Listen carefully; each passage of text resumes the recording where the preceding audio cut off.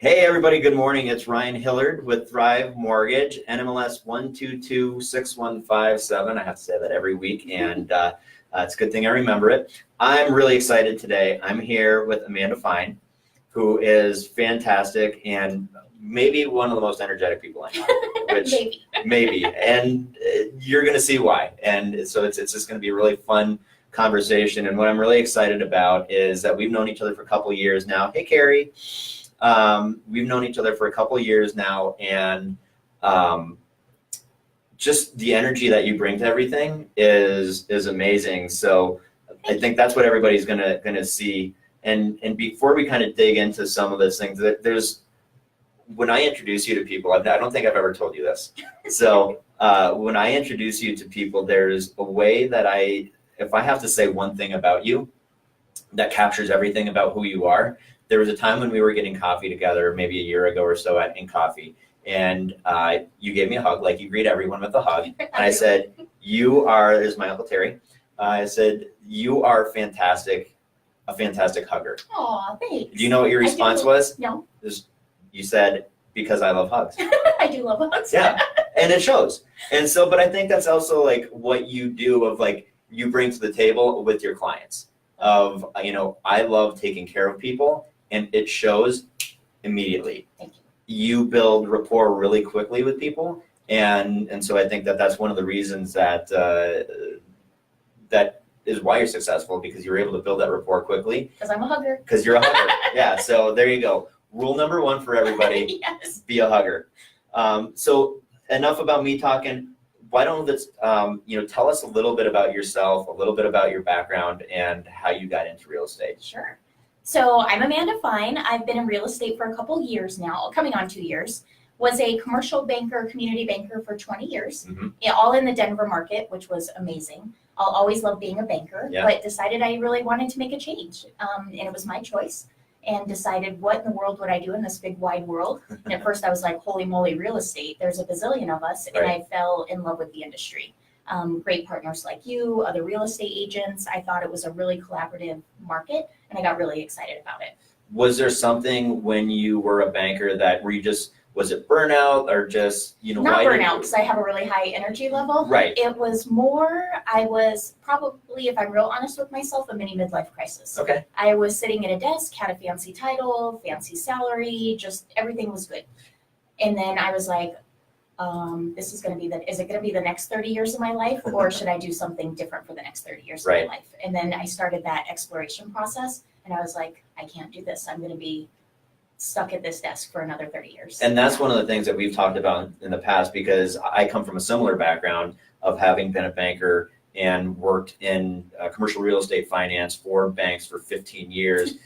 And so I know exactly what you're talking about of just showing up and, the banker's hours, so to speak, which they're not actual banker's hours. I would work 60, 70, 80. I mean, I pulled all-nighters. Yep. Yeah, I did what it took. Yeah, sure. Banker's hours are a little bit overstated, but still the monotony of the routine, I think, is probably what you're talking about. I think that's what scared me. Yeah. Are you enjoying, now that you've been in the industry for 2 years, do you have a different routine that you enjoy? It's similar to banker's hours, so you're always on and you're always working, so that's very much the same. I think in real estate there is this idea that all the time's yours and you get to do whatever you want and you can travel, and I don't think that's true. Right. I tried to keep a lot of my same routines. I went to the office in my first year almost every day, just like I was in banking, because that was my routine. I knew that made me professional. I knew that kept me in a schedule. I didn't want to be in yoga pants at a coffee shop, not knowing what I was doing, just with a sticker on my laptop saying I'm a real estate agent. Right. And so I really tried to keep some of those same practices in place, and I think that's really helped me. Yeah, I think that is, if there's somebody out there that's listening and they're early on in their career and they're kind of figuring out what should I do, don't put on yoga pants and go to a coffee shop.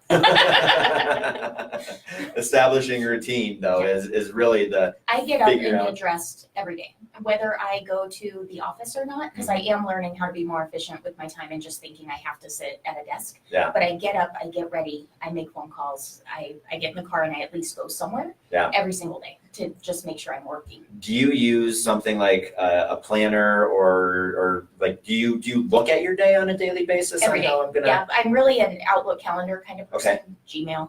I have it. It's of course it's all synced in this world. Right. But every night before I go to bed, I know what I'm going to start up doing. You I have have a plan. you have a plan every night for the following I don't day. have a very fancy official planner, but I do have a plan every day. Well, as long as it's just not a plan that's up here, because then it's never... I learned that. Because Yeah. I used to have all these ideas, and I still do. And I learned that I'm not as efficient if I'm not doing pen to paper. Part of that, I'm getting older, so I forget too Mhm. when I have all those great ideas. But a lot of it is because you need a plan, You or need a plan. you're just going to spin. Yeah. One of the things, a little bit on the maybe personal side, you're married, I'm married. right? Yep. And 2 Great Danes? 2 Great Danes. Yeah. Yes. So I've been married for 12 years, together for 18. Mhm. We always say we get credit for that. And we have 2 Great Danes who are our whole world. No kiddos. We have lots of nieces and nephews, but Yeah. chose a long time ago not to have kids. Yep. Travel a lot, eat out a lot. Big Colorado Avalanche hockey fans. Yeah. Hikers. Always busy. Right. Always new restaurants. I'm into social media, but if I posted everything we did, I think I would have no followers because they'd be like, really, you're going out again? That's really what I do. Where do you find the time to just like go out every single Right. night? I don't require a lot of sleep, Mhm. and I'm lucky that way. And so I'm really okay at one point in my life, I was like, I only want 4 hours of sleep a night, and then learned that was not healthy. But now I average about 5 to 6. Where do you get that energy? I think so. I don't want to sound too hippy dippy trippy, but Sound hippy dippy trippy. I put energy out into the universe, and I feel like Uh-huh. I get energy back, and it works. So Kelly Sanders is watching right now, and if anybody is going to like jumping up and down, like screaming yes, yes, yes, it's Kelly right good. now. Of just like I 100% hear what you're saying because she is all about that. I'm all about energy in the universe, truly. Yeah. Yeah.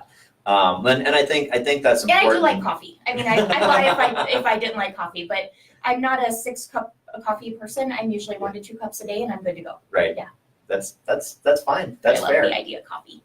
You know, I love the idea of coffee at night. Me too. Yeah, and like because we just use drip coffee, right? Mm-hmm. And when we're making coffee at night or filling it up or whatever, it always smells so good, and I just want coffee right there. That's when I want coffee. Coffee doesn't impact me, so It doesn't I can impact have me either. perfect. So I can have a cup before bed, and it's great. Yeah. I like champagne and coffee together. Champagne and coffee, Yeah, at night. not like Not mixed, but I don't mind having a glass of champagne and then a cup of coffee before bed. that sounds like a great night. Yeah. Do they serve that at the Avalanche games? No, they don't. Fair enough. When you made the switch to, I want to talk about making the jump. Yep. Because when you made the switch from being in the banking industry to being a real estate agent, it's something that I think a lot of people think about for a really long time, and you may have thought about it for a really long time as well before you did. So what made you commit to the jump? And instead of just being like, kind of doing the hokey pokey of just like putting one leg in and testing the water and seeing like, This is gonna work for me. yeah, I need to do this. What was that process like of going through that? Good question. So I got my real estate license while I was still a banker, and which is crazy. I mean, I was senior vice president of a bank, and I'm getting a real estate license. Like, Right. that's crazy. And I really did it because I thought there's got to be. We always used to look at different lines of business that we could bring in to make revenue, and I thought, well, there's got to be a real estate line we could bring into banking, just because they are they're aligned so well. Yeah. And I thought, how can we do this? And I would talk to our chairman and try to come up with ideas, but I just never had it. I could never get there. Mhm. So I had that license, and it was sitting there, and I was like, and again, the mini midlife crisis, am I going to be a banker forever or do something different? And I'm an all-in person in everything that I do. Okay. So if I'm a chubby kid, I'm very chubby. If I decide to go on a diet, I get skinny fast. Like, I'm just that real extreme kind of person. Yep. And so when it came to real estate, I was like, okay, I'm all in. I talked to one agency. They're Mhm. wonderful. Thank you, Kentwood. And they were all in, and I was all in. And I was like, let's do this. And I'm a full-time job kind of person. I'm a career person. I needed to have a full-time job. My little family requires it. My Great Danes eat a lot. I'm sure. So I jumped in. Yeah. Yep. What did your first year look like? My first year was, I'm just open and impressionable, right? It it was a lot of learning, going into the office just to hear the speak. Mhm. I did 74 open houses in my first year. Yep. Just so I could learn the lingo. What are people looking for? What is the attitude of buyers? Yep. How do agents interact with their clients? It was really that just watch and see. Mhm. I took felt like every CE class I could. I was Yeah. just a sponge, going to other agencies. If I had downtime, I was going to a class. Reading, talking to my sphere. So I've always been in sales in some way. I think we Right. all are. And so it was really calling up my circle and saying, hey, guess what I'm doing? And that's awkward for people because they've just known me as a banker As a for banker. 20 years. Yeah. They didn't know, was I fired? Is this a gig, short-time Right. gig? Am I really in this? And so now I'm really getting to that place where it feels more comfortable. Mm-hmm. When But it didn't feel scary. The first year did not feel scary to me. that's good. Was it because you had just made the commitment in your mind? I think so. And that I it didn't feel like scary? most things in this world aren't very different from each other. Uh-huh. I think it's more the same than most of us think. Like I feel like I could do mortgage today if I wanted. Right. Yeah, that's I'm sure you could. and I probably can't at all, but that is completely my mindset. And so I'm always like, oh, well, if they can do that, I can do that. Well, I mean, first of all, yes, you could. And I mean, I was with a guy yesterday who is a really big producer, and he's like, I'll tell you what, I don't know the first thing about mortgage. He's like, but I feel that way about some real estate agents. yeah, he's like, but I know people. Exactly. That's all it takes. And that's what I know. I know people. So when on that first, you had talked about 74 open houses, and I want to talk about that for just a second because I was not successful. right, because and that's why I want to talk about it. But I think that the real big lesson learned is what you had just said of like, what did you learn from doing 74 open houses? My mindset wasn't to get business going into it. Mhm. So it was really that learning. And I think whatever your mindset is, that's what transpires to the outcome. Mhm. And so if I went in there thinking I'm going to get clients, maybe I would have gotten clients. But I went in thinking I'm going to learn everything I can and absorb this industry, learn what people call molding and different textiles and architecture. And so it really went from that mindset, which that's the outcome. Right. Got no business. Yeah. Well, I mean, so maybe would you say that if you were more intentional about putting it out into the universe Absolutely. of wanting to get more business, that It you would would have have happened. gotten more Yes. business? And I'm not so hippy dippy trippy that I just sit there and I'm like, today I want business. I'm and it just happens. going to manifest Yes. it. Magic. Yeah. But I do think that your mindset transpires to your output, Yeah. and then the results come. So as you were going through that, what did it look like with your first couple of clients? Was there a reluctance of working with your first couple clients, or was it? Not on my side. I don't Okay. think on theirs either. Yeah. So I never said, my first client, I didn't say, guess what? You're my first client. Let's Right. try this. Was it a fake it till you make it? I don't think so. I felt like I was more intentional than that. Mhm. I felt like I came with a lot of experience just from the real world in sales and understanding people, Mhm. understanding transactions. I've been in marketing from a banking standpoint, but in contracts, in legal, Yeah. in negotiation conversations. Yep. So everything transpired. So I felt like I was a good person for my client. I was advocating for their needs. I Mhm. understood their interests. And so it didn't scare me at all. It probably would have scared them if I said, guess what, you're my first Totally. one. I know this is just a 6-figure investment, but don't worry. Yeah. And Okay, gotcha. it worked. And I'm so grateful. I'm so grateful for the people who have entrusted Uh-huh. in me doing this, and it's worked. I mean, yeah. Well, I mean, it's definitely worked because one of the things that, one of my favorite things is that you were 40 under 40. And for Not people, under 40 anymore. But for people that don't know, that's definitely something to be very proud Thank of. you. Yeah, I think it's something to be really, really proud of. And to do it in a very competitive industry where there's a lot of really talented people, and in Denver, it's like, is what led to that kind of, what was that process like? That was my circle. I mean, I have a wonderful, wonderful circle of support, always have. And I don't know why they've believed in me and I believe in them. I treat people well. Again, it's that big professional circle. But I always try to conduct myself in the most professional way Mhm. with fun. I try to be genuine and intentional and do things with a purpose and be vulnerable. That's one of my secrets. Mhm. Now everybody knows. And Uh-oh. I know. And it works. Yeah. And so I think having those folks, whether I've done transactions with them or not, they know me, they know I'm a good human, and I believe they're good humans, and they supported me, and it worked. And sometimes you get on stage for that, and that's fun. Yeah. Absolutely. And you get to be around some really great other people that are also influential So true. and in a lot of different other areas. This as well. town is crazy smart. Yeah. I mean, we are so lucky to have so many wonderful, wonderful business people in this town. And Well, the more I can circle myself with them, the better. I mean, even like I've been down to Denver Startup Week, which is going on, and there's Yeah. like so many cool things and so many like I'll walk into something and I have no idea about what they're talking about other than just trying to feed off I want to learn more. feed off the energy of the talent in that room and like what was their mindset going into this when everybody's like, that's the stupidest thing I've ever heard, right? Why would you do that? Why would you leave a 6-figure senior vice president position with a bank and go work on a commissions only income, Who wouldn't? right? Duh. No, that part, yes, scary. I mean, I was fully prepared to be homeless, broke, ready to like hitch it to another state Just if you I and the needed dogs. to. Just being well, I'd probably have to give them to a good home so they could eat. Yeah. Fair. No, Miniature horses. I think when you go all in, you can't fail. Yeah. And when you have great support, which thank you to my sphere, it works. Well, I love that part. When you go all in, you can't fail. I think that's great. What should buyers expect from you when they're working with you? So if there's somebody out there that's like, listen, I love her energy. She's my person. Take me. Yeah.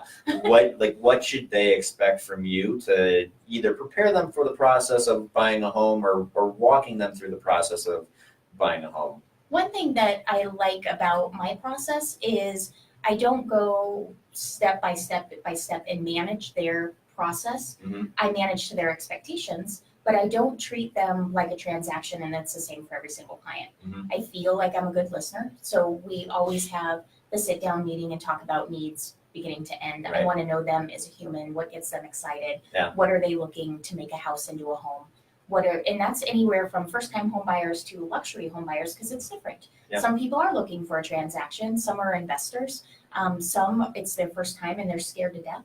So it's really understanding what they want out of it and then building my process around it. But they can't expect that it's always going to be professional. I'm always going to have the resources that they need. I'm always going to have good vendors. Again, I have an amazing circle around me. Mhm. And I certainly don't know all the answers, but always happy to get them. Yeah.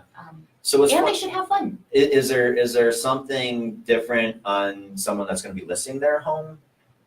Yeah, it's a little different because then it's already, there's so many unknowns when you're a buyer. It typically comes later. As a seller, you know everything about that house and how in the world are you going to teach me in the 15-minute onboarding, how am I going to sell your house? So that's when it comes down to the human component, understanding what's important to them, what do they want out of it, what do they love about their home, how do I share that with the whole entire universe? How do I, I really think I do some special types of marketing, the way that I go out and try to sell the house. But yeah, there's some secret sauce to that. Yeah. Well, that's fair. We're not going to ask you to. And I'm not an share, expert by any means, but I'm getting there. We're not going to ask you to share all the secrets. But what's funny when listening to you talk, when Steph was here, Steph Schock, Yes. who's Love a her. good friend of ours, and the real estate community in Denver is in general. And when you talk about talented people that are out there that we're lucky to have, like she's on that list. Yep. I asked her the question, like from a coaching standpoint, of one of my old mentors would always say, we either come from a place of competence or caring. We lead with either competence or caring. And they're not mutually exclusive, so you can have both. Yeah. But if you had to pick one, would you pick that? Do you think you lead with competence or caring? Probably caring. I think And that's, so, I have this crazy amount of passion just about anything I do. And I'm a crier. I was like, what if I cry on this interview today? And so I think when you can connect, and that's typically through caring, and money is not a driver for me. It never has been. Mhm. And so if I connect with you by caring for you as a human, I think business will come from that. And it may not be today, but it could be in 15 years, 25 years.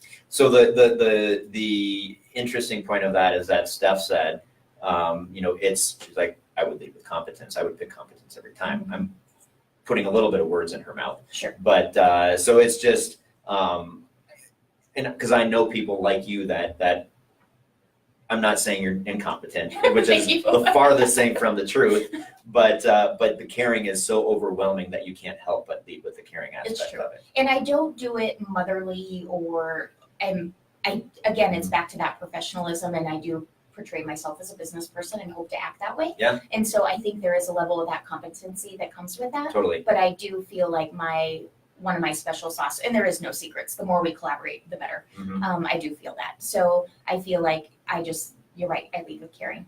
So one of the ways that you've been successful in your 2 years as being a real estate agent without having to ever go out and buy leads is because I think one of the things that I hear is I need to start buying leads. I need to start buying leads. And then people are disappointed with the leads that they get, Yeah. which is maybe not a surprise because it's a lot of times people that might not be qualified or that you have to spend an extraordinary amount of time with. The timeline for that person might be 9 months to over a year Sure. rather than someone that's just like, hey, we're thinking about buying, in the next 60 to 90 days kind of a discussion. Yeah. You've been really successful at leveraging your database and your sphere. So how have you been able to do that? Can you talk about that? Yeah, absolutely. So of course you want it to always be more successful. Yeah. But I have this wonderful circle that followed me as a banker and that was 20 years all in Denver. So that's a lot of people. And part of that is just saying, I am here, right? I'm still human. And I never lead by, guess what? I'm a real estate agent. Of course, you can be cheesy and throw that in. And I'd be lying if I didn't say, pick me every once in a while. But it's really staying in touch with people as friends and clients and humans and having their best interests in mind, whether that's what's your family vacation coming up or, Right. How is business? And, oh, I'm so sorry that mom died, whatever the case is. Yeah, absolutely. And it's staying connected to them. So it's the little things that people forget to do. The thank you cards, the newsletters, the showing up on a doorstep, leaving random messages. And it's really those little human components. We all go through the mail looking for the one hand addressed card. Yeah. That's still exciting to people. Totally. It's exciting to me. Yep. And so it's little things like that. Yeah, when I walked into my office this morning, I had a thank you card from another loan officer that I spent some time with and helped her out with a couple of things. And it was like, that's exciting. Exactly. It's appreciated. Because we're humans. Yeah. In the end of the day, we have, 27,000 real estate agents in this town. We're all humans. What about the people that, so how do you stay in touch with the people that everybody has in their sphere that, they're out there, they're not your best friend, maybe you're not following, you're not friends on Facebook or they're not on Facebook or Instagram or whatever, the social media aspect of it that, they've been a part of your life at one point, but it's just not somebody that you're always in touch with. And I can do better at that, and I should. It's more of what I'm going to do going forward. I really want to I took a ninja class, and we did this fun little Russian roulette where you just go through your contacts, and you're like, I'm calling that person today, and you're like, oh my gosh, I haven't talked to them in 8 years, but they've always been in my database. They haven't unsubscribed yet, so they must be listening or still remember who I am. And so really reaching out to those people. But a lot of it is, I don't want to forget my roots and how I built my business on the banking side that is now real estate side to begin with. And it's still going to the networking events, not just real estate events, but being a real contributing member to society. So showing up and buying tables, going to the nonprofit events, networking at the business events. And it may cost you $100, $150, $500, but going to those conferences and shaking hands, because a lot of those like-minded business people are in the same circles and you're going to run into them. Is that where you're running into the people that you? Most of them. Yeah. And I don't forget that. I've always been a part of those. I love networking events. I'm a sucker for it. And I'm always the first one scanning the room. Yeah. Who do I know? And sometimes you do go in there a little apprehensive and I'm like, but I really do want to connect to people. And it's not to get business. Again, it's really to say, oh my gosh, I haven't seen your face in so long. Kind of. Tell me about what you're doing. What Exactly. have you been up to? What are the fun things, whether it's your family or Yes. vacations or. And if that leads into coffee or, hey, I know my niece's nephew's selling a condo, great. Yeah. And that's a good idea that I think a lot of people miss out on, because we all have these ideas of networking events that are preformed in our minds of just going out and pushing cards, Business. right? And I It's fail what at do a lot you of do? them. Here's my business card. What do you do? Here's my business card, right? I go to so many and don't pass out one single business card. But it's a really good way for me to say, oh, I just talked to Bob for 18 minutes. I didn't give him a business card, but now I have a reason to follow up. So if someone didn't come from, if you didn't come from the banking background, if you didn't have that type of a thing, what would your recommendation be? Like where can people get involved with something to be like, okay, that makes a lot of sense. Yeah. What do I do though? I didn't come from that background. All I've known is being a real estate agent. Sure, get involved. I happen to sit on a couple finance committees for nonprofit organizations, been on a board before. It's those type of, it's that people that you feel like-minded with, that you get excited about to be around, Yeah. and just start learning about them. And when you're truly interested and invested in somebody else, they will truly invest in you. Uh-huh. Yeah. Well, I think that's great advice. What are the nonprofits and the boards that you sit on? I get to sit on the finance committee of Investing Kids Okay. and the finance committee of Community Shares. There have been a lot of wonderful projects that I've been involved in the past. I've whittled those down, and now I am looking for additional nonprofit opportunities. But I am a sucker for nonprofits. Absolutely love them. Again, have no kiddos, so that's my will, Yeah. and that's my contribution of giving back. What are those? I mean, really quickly, what are those? What are they all about? I mean, Invest in Kids is kind of self-explanatory, but is there an angle to it of, is it? Community Shares I absolutely love because it's a workplace giving, so it allows people who don't have really deep pockets, because people think to be a philanthropist you have to write really big checks. Right. And I disagree. I think that's time and treasure, and so that might be $1 a paycheck or $10 a paycheck, and it allows you to give to anybody. So I may love babies, or I may love the environment, or I may love Planned Parenthood. I mean, there's so many different things that you can love and you can give to anybody through Yeah. Community Shares. Absolutely. What's one of your favorite parts of your job? Everything's a cop-out. So I really love when I get to use my critical thinking skills. Mhm. Like when somebody comes up with something and I'm like, yes, I don't know the answer to that. It doesn't just feel like, oh, everybody's asked me that same question. And we really get to find a solution together. So it's really, who do I ask? How do we make this Yeah. happen? They're excited about the answer. I'm excited about the answer. Then is there, so like you get to, so the critical thinking would be like you get to wear a lot of hats. I like the problem solving. Yeah, Yeah. problem solving. I would agree. I wonder if that's like a banking thing, because my favorite parts about my job are the educating people and the problem solving. Agreed. Like, yeah, when I can take a scenario that maybe, has been turned down by other people and be able to dig in a little bit and be I like, like that challenge. I see, and win. Like Yep. that's a win, Yes. right? Yeah. Yeah. Do you have any success stories from clients that you've helped? Is there any one that's just like, this is the one that really stands out to me?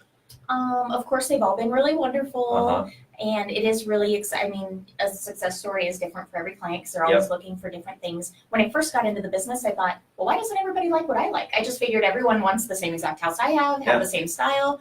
Man, was I wrong. Totally different. But I had the sweetest, they were both widows. They were elderly, and which isn't your typical like first-time home buyer or young family.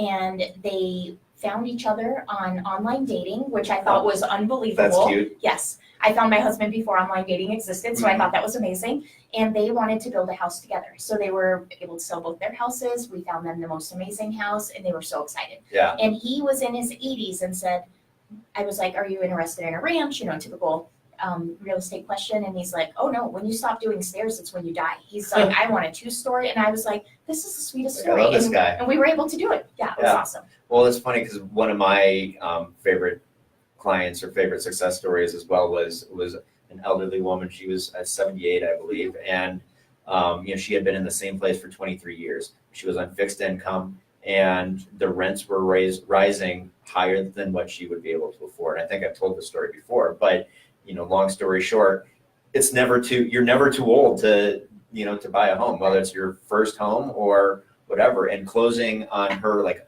I forget the dollar amount, but it was a very small loan. Yeah, dollar amount doesn't matter. Yeah, but I drove down to Colorado Springs for, the 45-minute closing, and the joy probably with that couple as well. Oh my gosh, they're sweet. And I went to their wedding. We had it in the backyard of the house. We found them. I just feel like I want to be a part of their family forever. And that stuff is probably motivating to keep you going on, like, when a deal falls apart or whatever, like you keep that tucked in the back of your mind to And deals do fall apart. Right. Yeah, absolutely. But they keep that caring spirit, or that little, ooh, I can really do this for people. But it just keeps you going. Yeah. One of the last questions is, there's a lot of conversation. We're not going to talk about the market. I'm not that I don't care about the market, but we can't. We're kind of inundated in market news. Yeah, right now. yeah. We're kind of at a point in the market where we need to see what's going to happen. Sure. We need to just kind of ride it out. I think between now and kind of the holidays, whether you say the holidays is Halloween or Thanksgiving or Christmas or New Year's or whatever, right? Would you agree with that? Absolutely. I do feel from a banking background, we used to look at more long-term trends or at least quarter by quarter. In real estate, I feel like week by week, people are like, oh my gosh, it's a buyer's market. It's a seller's market. And I'm like, whoa, wait for a couple months to see what trends are. We are coming off of a couple months of summer. That doesn't mean we're immediately going into a recession. Numbers are changing a bit, but there's always buyers and there's always sellers. Yeah. So just keep doing the things that you're doing, commit to the process. Absolutely. And then watch the success come. And use the that. people you need to find the financing if interest rates are going up, or be more patient if the inventory is not what you want. But in addition to the market changing, the industry is changing a bit too. I ask a lot of people this question, and I get a lot of different answers. So I'd be curious what you have to say on where do you see the industry as a real estate professional being in about, let's just say 5 years from now? Since I've done this for so long, I'm pretty sure I have the answers. No, I again, leading with humans, people, relationships, that's not going away. And so this is probably where my old-fashionedness comes in, because I welcome the discount brokerages because I think there's a client for them. I welcome the online brokerages because I think there's a client for them. But I also think there's a client for me and people who still want to see people face to face. And so I think a lot of it will be the same. I think we'll see some commission compression. It's no different than somebody who likes to drive a Ford and someone who likes to drive a Mercedes or a Hyundai. I mean, there's always a buyer for a certain market. Yep. And so I do think we're going to have more technology. I think there will be more collaboration. There will need to be. I think there needs to be some more consolidation. With that comes all these independents, and that happens too. But that's where creativeness comes from as well. Do you think that there needs to be a higher bar? Always, yeah. I was like, this was my ego coming out of banking. Oh my gosh, I'm in real estate. The bar is so low and I'm a lowly real estate agent. This is crazy.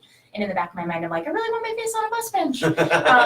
And so I was, but I was like, the bar is really, really low. And I'm very fortunate. I work with a great agency where I feel our bar is higher. But I do feel like it's still, whether whoever's name's across the door, it's still us, and the bar is low.